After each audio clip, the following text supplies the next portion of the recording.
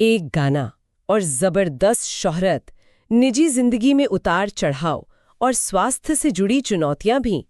शिफाली जरीवाला, जिन्हें हम सब कांटा लगा गर्ल के नाम से जानते हैं, उनकी कहानी में कई मोड़ थे और हाल ही में एक बेहद दुखद अंत। आज हमारे पास उनकी जिंदगी, उनके करियर और उनके अचानक निधन से जुड़ी कुछ अहम जानकारियां हैं। तो चलिए थोड़ा गहराई से समझते हैं इन सब बातों को। उनके सफर के मुख्य पड़ाव क्या थे और इस दुखद घटना के क्या मायने हैं, इस पर बात करते हैं। सबसे पहले तो वो खबर जिसने सबको चौंका दिया। 27 जून 2025 की रात मुंबई में उनका निधन हो गया। उन्हें बेलव्यू मल्टी स्पेशलिटी हॉस्पिटल ले जाया गया था, पर वहां पहुंचने पर डॉक्टरों ने कहा कि वो नहीं रहीं। शुरुआती रिपोर्ट्स जो आ रही हैं वो मौत की वजह कार्डियक अरेस्ट बता रही हैं। यहाँ एक बात समझना जरूरी है, कार्डियक अरेस्ट और हार्ट अटैक ये एक चीज नहीं है। जी बिल्कुल। कार्डियक अरेस्ट में दिल की जो इलेक्ट्रिकल एक्टिविटी होती है वो अचानक रुक जाती है, धड़कन बंद। हाँ, एकदम अचानक होता है ये, अक्सर बिना किसी चेतावनी के। बिल्कुल। ये हार्ट अटैक से अलग है, जिसमें दिल तक खून का बहाव रुकने से नुकसान होता है। सही।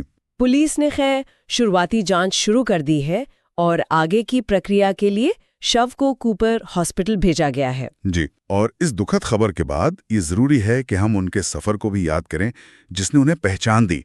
जी। शिफाली का जन्म मुंबई में हुआ था 15 दिसंबर 1982 को। अच्छा। और दिलचस्प बात यह है, उन्होंने Sardar Patel college of engineering से कंप्यूटर एप्लीकेशन में डिग्री ली थी। इंजीनियरिंग? अरे वाह। हाँ। लेकिन शायद किस्मत को कुछ और भी मंजूर था। 2002 में वो गाना आया, कांटा लगा। ओह हाँ, कौन भूल सकता है। उसने तो जैसे धूम ही मचा दी थी। वो रातों रात स्टार बन गई और फिर कांटा लगा गर्ल के नाम से जानी जाने लगी। सही में इंजीनियरिंग से सीधा ग्लैमर की दुनिया में, ये तो बहुत बड़ा बदलाव था। बिल्कुल। उस गाने के बाद भी वो स्क्रीन पर दिखी। मुझे याद है 2004 में मुझसे शादी करोगी फिल्म में बिजली का रोल था उनका। हाँ, वो आइटम सॉन्ग था। और फिर कन्नड़ फिल्म हुड़गारू में भी थी वो 2011 में। अच्छा। और 2018 में एक वेब सीरीज भी की थी, बेबी कमना। हाँ। पर सिर्फ फिल्में या गाने ही नहीं, रियलिटी शोज में भी उनकी मौजूदगी काफी रही। जी हाँ, बिल्कुल।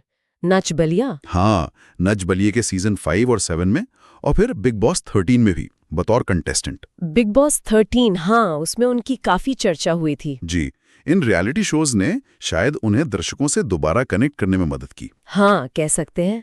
दर्शकों को उनके व्यक्तित्व का एक अलग पहलू देखने को मिला।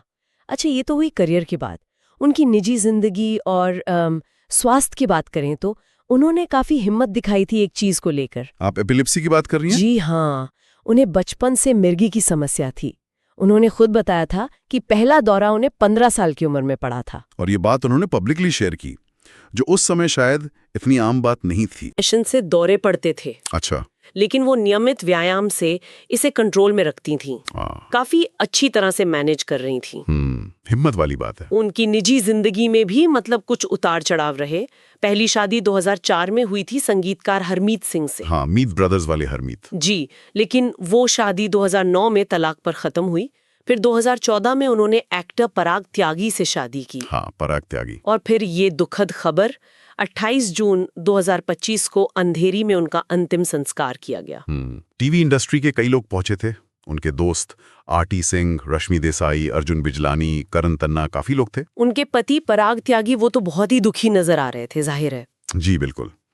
इंडस्ट्री की तरफ से भी काफी प्रतिक्रिया आई। कई कलाकारों ने सोशल मीडिया पर श्रद्धांजलि दी। हाँ, मैंने देखा। और जो इंडस्ट्री बॉडीज हैं जैसे AICWA, ऑल इंडिया सिने वर्कर्स एसोसिएशन, और CINTA, cine and TV artist association, उन्होंने भी शोक जताया है। ये दिखाता है कि इंडस्ट्री उन्हें कितना मानती थी। बिल्कुल। तो अगर हम सार देखें, शिफाली जरीवाला कांटा लगा से मशहूर हुई, फिर रियलिटी टीवी का एक जाना माना चेहरा बनी।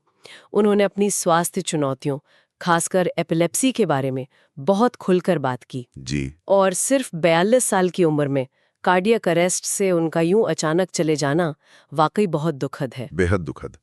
और ये हमें एक अहम सवाल पर सोचने को मजबूर करता है। किस तरह का सवाल? देखिए, शिफाली ने सालों पहले अपनी एपिलेप्सी और जो मानसिक स्वास्थ्य से जुड़ी चुनौतियां थीं, उनके बारे में बात की। उस समय ये बहुत बड़ी बात थी। हाँ, सही कहा। तो उनकी ये हिम्मत, ये खुलापन आज के दौर में जहां पब्लिक फिगर्स पर इतना दबाव होता है, इतना तनाव, खासकर शोबिज में, उनकी ये स्पष्टवादिता आज की बातचीत को कैसे प्रभावित कर सकती है? मतलब स्वास्थ्य चुनौतियों पर बात करने को लेकर। हाँ, बिल्कुल। खासकर मेंटल हेल्थ और तनाव के प्रबंधन को लेकर जो सार्वजनिक जीवन में लोगों को झेलना पड़ता है, उनकी कहानी शायद इस बातचीत को और खोलने में मदद करे। ये एक सोचने वाली बात है।